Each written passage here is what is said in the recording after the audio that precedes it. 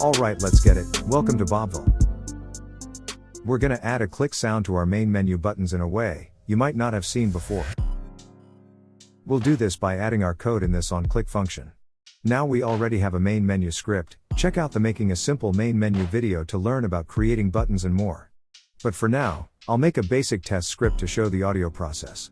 Because I type slow while I'm thinking, I'll speed the typing part up. This is very simple. We are creating a function that calls an audio source. We'll make our click sound a public audio source so we can pick what we want it to be back in Unity. And that's all you need here. For this example, my function is called quitSound. It calls the public audio source, click, with click.play, inside the function. This is the most basic way to call an audio source. Be sure to save and head back to Unity. Back in Unity, we'll add the script to our main menu canvas, where our buttons are stored.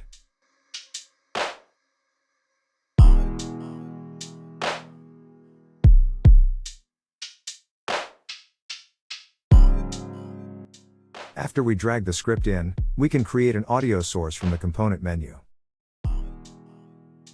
Here we can drag our click sound in from our audio asset folder.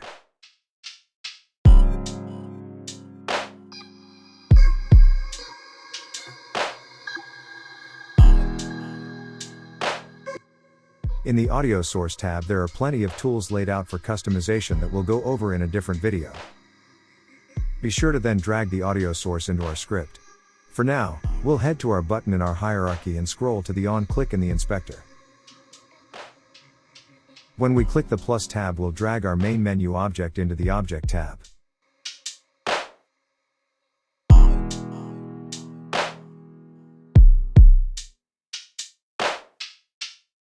When we open our script to view the functions, we see that our function we created has not shown up yet.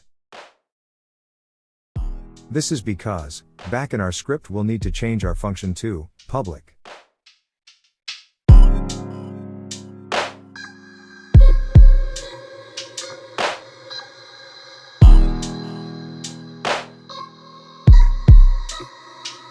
Now when we go back to check, we'll see our quitSound function is available. That's it for that. Now let's check to make sure our sound plays when we click our button.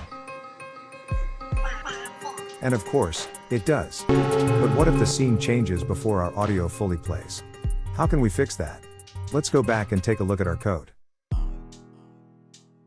So I'll reactivate my main menu script and disable the test script we had before.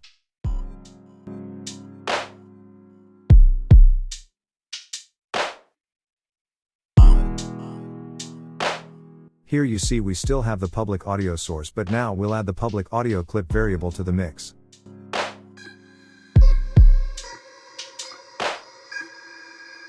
Next we're going to add a coroutine that we'll call load delay.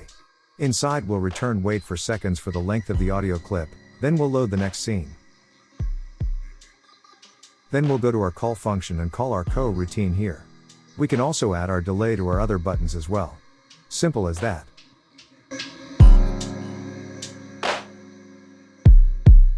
Be sure to go back and add the functions to the on-click section before continuing. So now when we go to start our game, the should delay for however long our audio sound lasts, then our game loads up. Thanks for watching. Be sure to like and sub. Leave a comment if there are any questions. Until next time, peace.